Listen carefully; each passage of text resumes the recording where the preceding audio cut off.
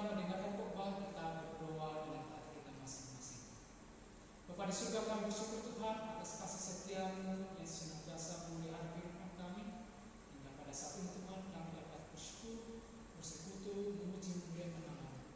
Bapa di surga, kami akan mendengarkan kebenaran dari firman-Mu. Kiranya pertolongan dari Roh Kudus Tuhan memampukan kami untuk memahami firman-Mu yang akan berkumandang pada saat ini.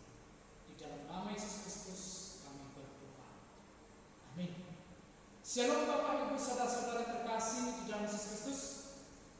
Firman Tuhan pada hari ini bagi kita yang tertulis dalam Efesus pasal 4 ayat 1 sampai ayat 16. Beginilah pembacaan firman Tuhan.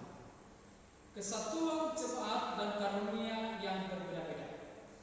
Sebab itu aku menasihati kamu, aku orang yang terpenjara karena Tuhan, supaya hidupmu sebagai orang-orang yang telah dipanggil berpadanan dengan panggilan itu. Hendaklah kamu selalu rendah hati, lemah lembut, dan sabar. Tunjukkanlah kasihmu dalam hal saling membantu. Dan berusahalah memelihara kesatuan roh oleh ikatan damai sejahtera. Satu tubuh dan satu roh. Sebagaimana kamu telah dipanggil kepada satu pengharapan yang terkandung dalam panggilan. Satu Tuhan, satu iman, satu baptisan. Satu Allah dan Bapa dari semua. Allah yang di atas semua dan oleh semua dan di dalam semua. Tetapi kepada kita masing-masing telah dianugerahkan kasih karunia menurut pemberian Kristus. Itulah sebabnya kata Nats, tak kala ia naik ke tempat tinggi, ia membawa tawanan-tawanan, ia memberikan pemberian-pemberian kepada manusia. Bukankah ia telah naik? Berarti bahwa ia juga telah turun ke bagian bumi yang paling bawah. Ia yang telah turun, ia juga yang telah naik jauh lebih tinggi daripada semua langit untuk memenuhkan segala sesuatu. Dan ialah yang memberikan baik rasul-rasul maupun nabi-nabi, baik pemberita-pemberita Injil maupun gembala-gembala dan pengajar-pengajar, untuk memperlengkapi orang-orang kudus bagi pekerjaan pelayanan, bagi pembangunan tubuh Kristus, sampai kita semua telah mencapai kesatuan iman dan pengetahuan yang benar tentang anak Allah, kedewasaan penuh dan tingkat pertumbuhan yang sesuai dengan kepenuhan Kristus, sehingga kita bukan lagi anak-anak yang diombang-ambingkan oleh rupa-rupa angin pengajaran, oleh permainan palsu manusia dan kelicikan mereka yang menyesatkan. Tetapi dengan teguh berpegang kepada kebenaran dalam kasih, kita bertumbuh di dalam segala hal ke arah Dia, Kristus yang adalah kepala. Dari padanya lah seluruh tubuh yang rapi tersusun dan ikat menjadi satu oleh pelayan semua baginya, sesuai dengan kadar pekerjaan setiap anggota, menerima pertumbuhannya dan membangun dirinya dalam kasih. Demikianlah pembacaan firman Tuhan. Horas, horas, horas. Salam sejahtera buat kita Bapak Ibu Saudara yang terkasih dalam nama Yesus Kristus.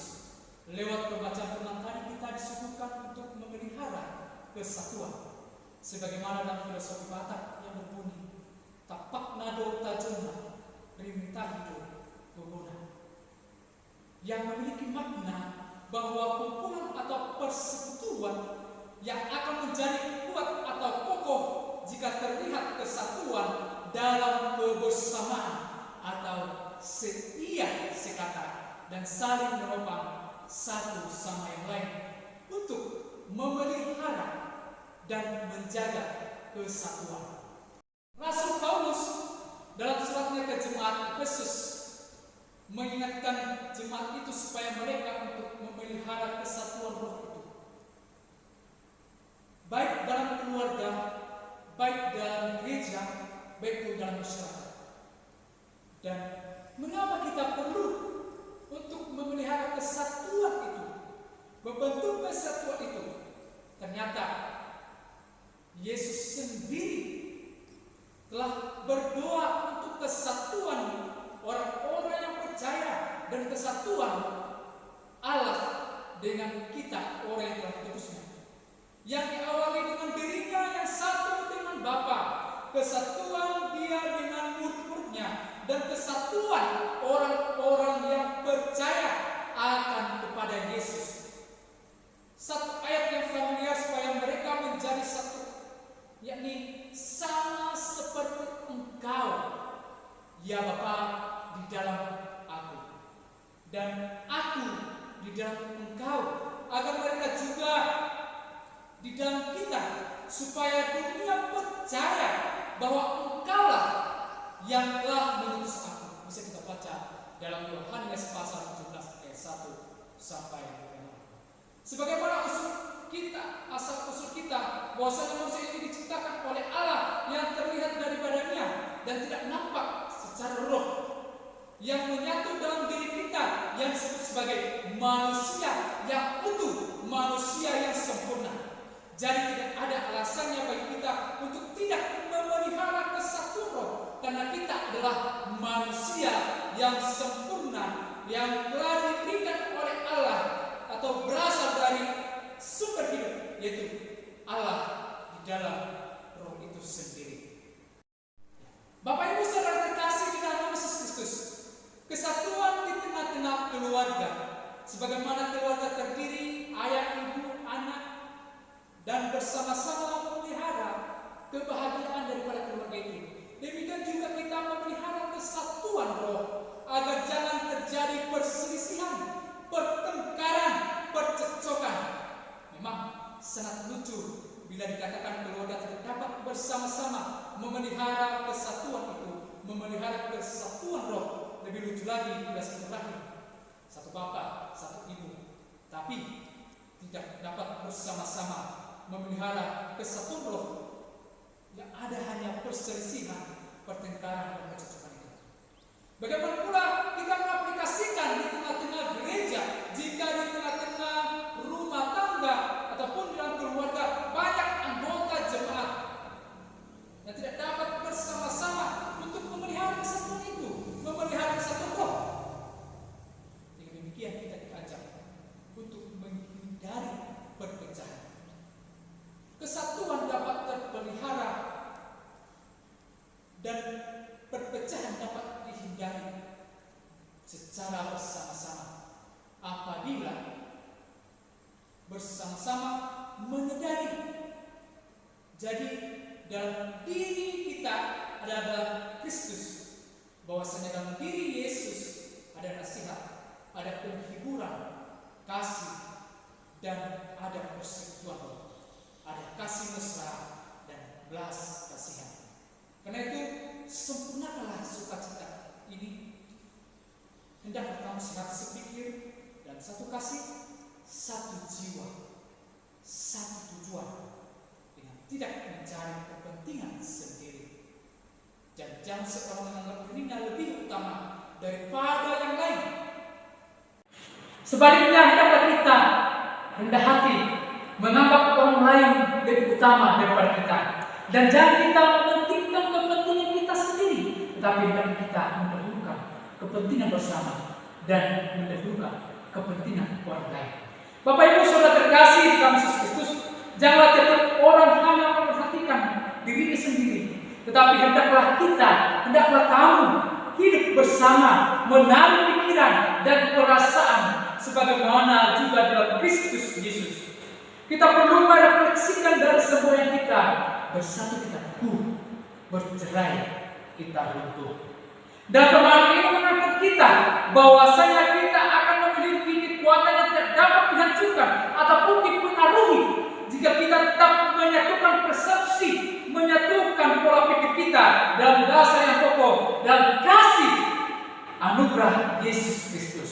Saudara-saudara yang terkasih di dalam Yesus Kristus, kita juga harus mengakui bahwa banyak rupa-rupa yang dikaruniakan Allah kepada kita, yang dimana kita harus mengakui bahwa rupa-rupa itu, karunia-karunia itu sangat banyak beragam. Tetapi hanya ada satu roh, tidak ada berbeda roh yang satu dengan yang lainnya. Sehingga karena roh itu esensinya berasal dari Allah itu sendiri.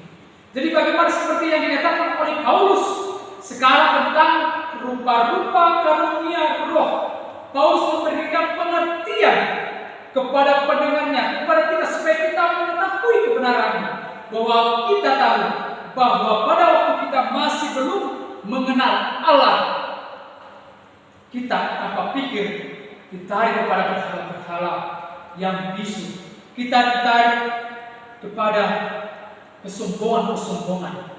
Begitu banyak rupa-rupa karunia yang dicurahkan Allah bagi kita, tapi hanya satu roh.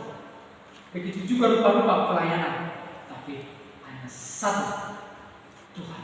Perbuatan-perbuatan yang baik yang Allah kehendaki dari setiap kehidupan orang-orang yang percaya, supaya setiap kehidupan kita itu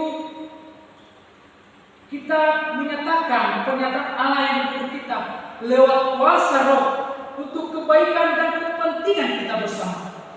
Oleh karena itu, Bapak Ibu Saudara terkasih dalam Yesus Kristus, setiap orang-orang yang diberikan roh karunia untuk menyatakan kuasanya, untuk berkata-kata dan hikmat, untuk mengadakan pengajaran, untuk memberikan pengetahuan, dan untuk memberikan penyembuhan, untuk mengadakan mujizat-mujizat, untuk berbuah. Tapi kita harus mengingatnya bahwa semuanya itu adalah hanya dari satu roh. Tapi semua itu dikerjakan oleh roh yang satu, oleh roh yang sama, yang memberikan karunia kepada setiap orang-orang yang berbeda itu, yaitu roh yang berasal dari Allah itu sendiri. Oleh karena itu, demikian juga kita bahwasanya kita sama seperti tubuh itu yang satu, yang memiliki banyak anggota tubuh, dan sekalipun kita banyak merupakan satu tubuh, sebagaimana kita di dalam Kristus. Oleh karena itu, kita adalah satu dengan Kristus, satu dalam roh. Baik orang Yahudi maupun orang Yunani, baik orang merdeka maupun orang yang telah dibaptis menjadi satu tubuh, dan kita diberikan dari satu roh. Oleh karena itu, Bapak Ibu selalu terkasih dalam Yesus Kristus, supaya kita bersama-sama memelihara kesatuan itu, ya perlu juga kita ingat bahwasanya khotbah Yesus yang menyatakan segala sesuatu yang kamu kehendaki supaya orang lain berbuat kepadamu, berbuatlah demikian juga kepada mereka. Supaya apabila suatu lingkungan masyarakat, baik bangsa, baik pun warga gereja yang ada dan bersama-sama untuk memelihara kesatuan roh, maka harus kembali apa yang telah dinasihati oleh Paulus pada saat ia dipenjara karena Tuhan, supaya hidupmu berpadanan sesuai dengan panggilan, supaya hidupmu itu sesuai dengan panggilan Kristus itu. Apakah yang menjadi panggilan kita? Bukankah berdasarkan panggilan kita itu kita harus berpadanan sesuai dengan hidup dengan bermasyarakat yang lain? Bila panggilanmu menjadi seorang bawahan, hiduplah berpadanan sebagai bawahan. Bila panggilanmu sebagai pimpinan, hiduplah sebagai pimpinan. Bila panggilanmu menjadi seorang warga jemaat, ya hiduplah menjadi warga jemaat. Dan menjadi panggilanmu menjadi pelayan bangsa, hiduplah sesuai panggilanmu. Oleh karena itu, jangan pisahkan hidupmu dari panggilanmu. Apakah panggilanmu menjadi orang jahat, pengacau, pemecah belah, berpadanan dengan panggilan. Artinya sesuai sama dengan panggilan. Kita dipanggil untuk hidup berpadanan dengan panggilan kita, agar bersama-sama berusaha memelihara kesatuan roh itu oleh ikatan damai sejahtera.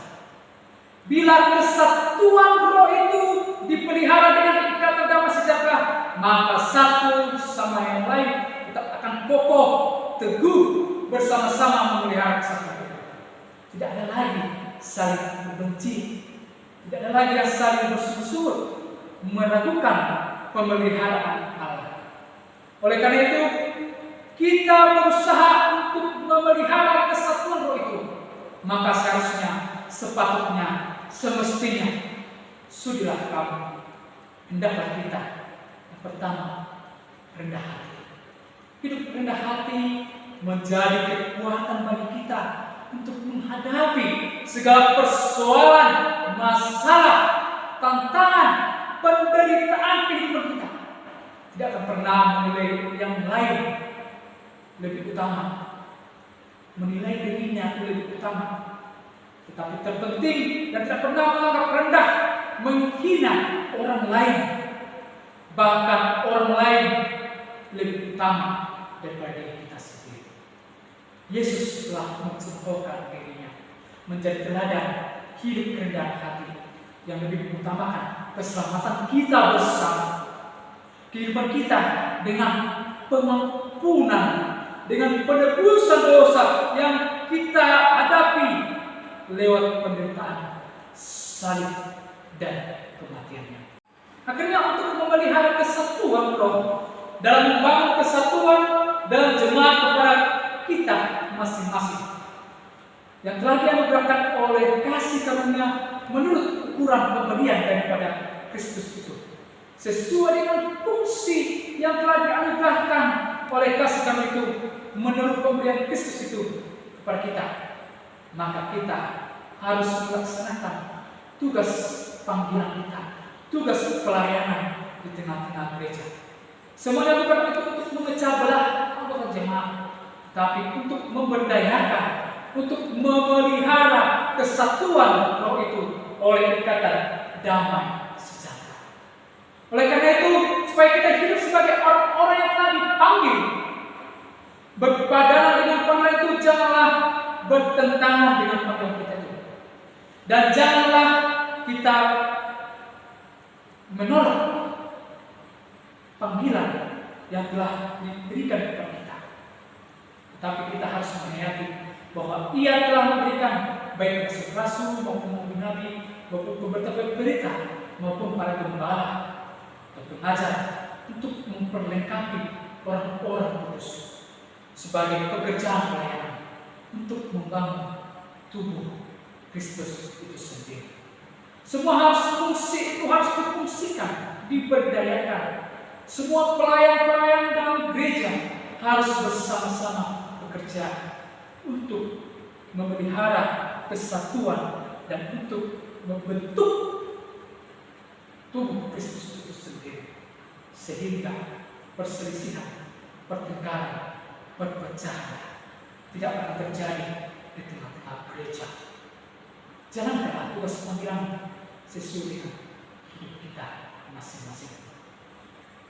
Hidupilah tugas panggilan sesuai apa yang telah dianugerahkan menurut pemberian ukuran karunia daripada Tuhan Yesus. Oleh karena itu, Bapak Ibu Saudara terkasih di dalam Yesus Kristus, maka tugas tanggung jawab kita ini menanyakan kepada diri kita sendiri, apakah kita sudah memberdayakan diri kita?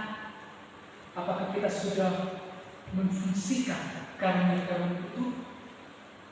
Atau sudah sejauh mana kita memanfaatkan pemberian-pemberian itu dalam hidup kita untuk membangun diri kita, membangun sesama kita melalui perbuatan kita, sehingga kita tidak boleh membatasi Allah berkarya dalam hidup kita. Maka kita perlu memaknai akan kebersatuan itu, akan kebersamaan itu, sebagaimana kita adalah gereja yang merupakan tubuh Kristus. Sebagaimana Paulus menegaskan bahwa Allah mengharapkan orang-orang Kristen yang berbeda-beda untuk berusaha memelihara kesatuan roh oleh ikatan damai sejahtera, bertindak, berpikir, dan melakukan sesuai dengan kehendak Kristus. Bagaimanapun kita harus menyatukan persepsi kita, menyatukan diri kita di dalam iman. Sebagaimana Paulus menyatakan rendah hati, lemah lembut sepenuhnya, dan juga sabar, saling mengampuni. Dan tantangan terbesar bagi kita dalam memelihara kesatuan itu, yaitu supaya kita tidak menganggap diri kita lebih utama daripada orang yang lain, supaya kita tidak menganggap diri kita adalah emas dan orang lain adalah anak tiri, supaya kita tidak membangun kesombongan, memelihara kesombongan itu, tapi malah kita hendak memelihara kasih damai sejahtera, seperti puasa kita hidup dan kebersamaan, sependeritaan, sepenanggungan. Nah, kita akan sampai pada satu tujuan, yakni bersama dan sukacita dalam Yesus Kristus. Bapak Ibu Saudara terkasih dalam Yesus Kristus, sebagaimana kita menerima anugerah keselamatan dan tugas panggilan itu, yang telah bersama-sama menyatukan kita dengan Allah dan diri Yesus. Kita terpanggil menjadi duta-duta penyatu bagi yang tercerai dengan teladan hidup kita di dalam Kristus Yesus, yang kita nyatakan dan cinta kasih dan aksi nyata untuk mengasihi, sebagaimana kita mengakui Kristus Yesus sebagai juru selamat kita yang hidup. Jika kita telah melihat dari penjelasan itu, apa dan bagaimana kita menyadari keterpanggilan kita sebagai orang-orang Kristen saat ini, sejauh mana kita mengimani dan menghidupi panggilan kita pada saat ini. Marilah kita merenung, dapatkah kita meneladani Yesus sebagai cerminan dari keterpanggilan kita, sebagai tugas tanggung jawab kita sebagai duta Kristus itu, untuk menjadi pengikut-pengikut Kristus yang sejati. Amin. Mari kita berdoa. Terima kasih Bapa, telah mendengarkan kebenaran firman-Mu.